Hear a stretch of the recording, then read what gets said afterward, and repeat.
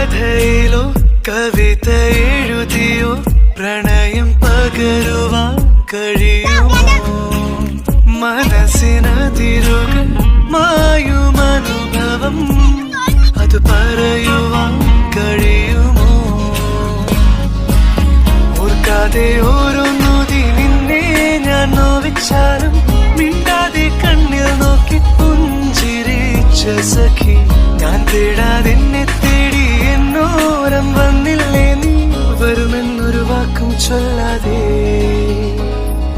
വാതിൽ മെല്ലെ തുറന്നൊരു നാളിൽ അറിയാതെ വന്നിൻ ജീവനിലേറിയതാരോ.